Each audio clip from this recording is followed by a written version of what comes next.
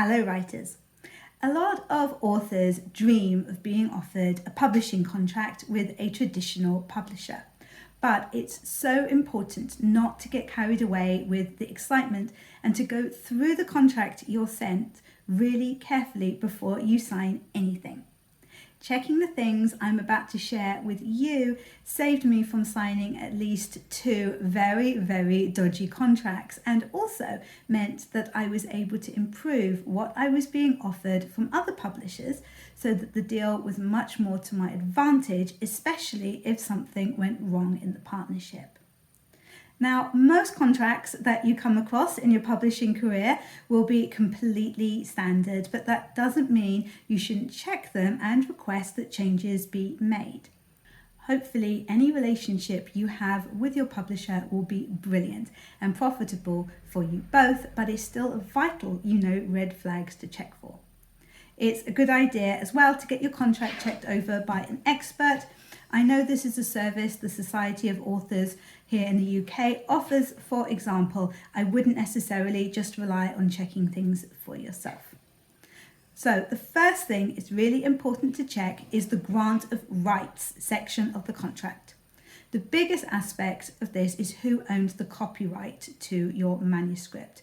You need to confirm that you as the author retain the copyright, unless you are agreeing to some sort of work for hire agreement, but that's more common in freelance or commissioned writing, so it's probably not going to apply if this is a novel, for example, that you're getting published. You also need to check whether the rights are exclusive or non-exclusive.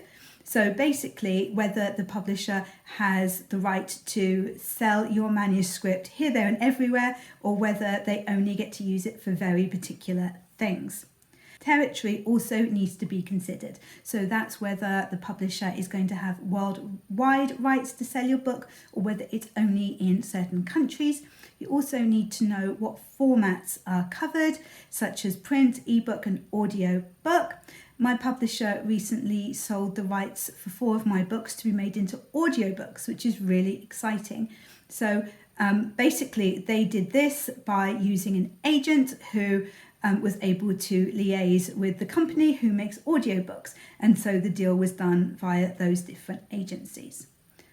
The length of rights is the last part of this section that we need to talk about, and that's how long the publisher is retaining the rights to your work for. Is it just for a set period or is it for perpetuity?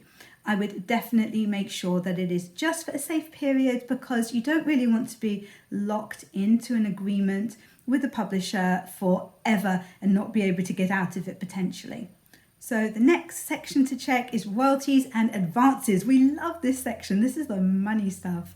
So you need to make sure that you understand exactly how much money you'll earn from each sale, which is typically a percentage of sales. You need to check if there are different rates which apply to different formats. So for example, you might get a different rate for if a paperback sells to if an ebook sells. And you need to make sure that you know when you are going to be paid. So make sure that the contract states when royalties will be paid. Bear in mind that royalties can vary very differently between different publishers. Some are much more generous than others, but what I found is that when I was signed with a very small publisher which had a very generous royalty, because I didn't sell nearly as many books with them, it actually works out a lot better for me to be with a bigger publisher where the royalty rate is actually a little bit lower. So the next section that we need to look at is reversion of rights. So there should be an out of print clause.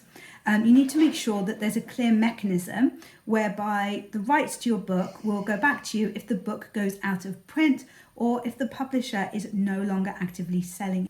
And you need to make sure that the contract defines what out of print means in the digital age.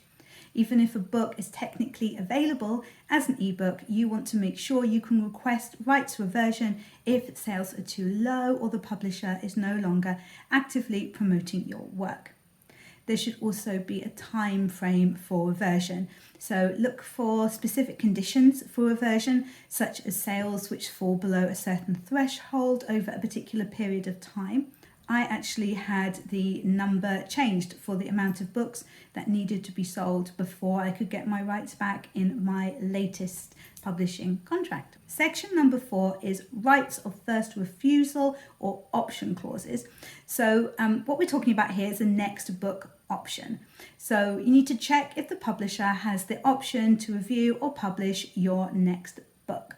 You must make sure this clause isn't too restrictive, as it could obviously limit your further options. If you're not happy with how your publisher is dealing with one book, you don't want to be locked in to having to give them every other book that you produce in the future.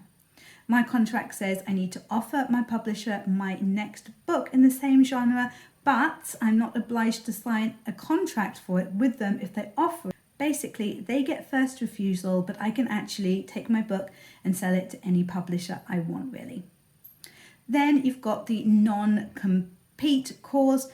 Sometimes publishers include non-compete clauses that prevent you from publishing similar work with other publishers. Ensure this isn't overly restrictive or vague. I'm really not keen on these clauses because it doesn't feel very fair to the author at all to me. I was once offered a contract which specified that I couldn't publish any of my back catalogue, either myself by self-publishing or with any other publisher. So the contract I was offered was for one book, and it would have meant that 6 other stories were going to remain unpublished. So I really didn't think that it was a good idea for me to sign that particular contract when they weren't willing to change that clause. Finally, we've got editing and control over content. So editing rights, you need to clarify how much control you have over the editing process. Will you get to approve any significant changes? With my publisher, I get to see all changes, and there have been times when edits have been suggested which I didn't agree with, and they were absolutely fine with that. You also need to find out what approval you have over the title and the cover art. Do you have any say at all over the book design? Some publishers reserve the final say, while others allow for more collaboration. My publishers send me the cover art and the title for my approval, and I have been known to make changes in the past, although I do figure that they really know what they're doing, so unless I'm really unhappy with something, I would definitely bow to their greater knowledge. So, by carefully reviewing these aspects of the contract you've been ordered, you can make sure that you're protected and that you have a clear understanding of what you're agreeing to. If you're interested in how I went from being a self-published to a traditionally published author, then check out the video I made all about it next, and have a wonderful day.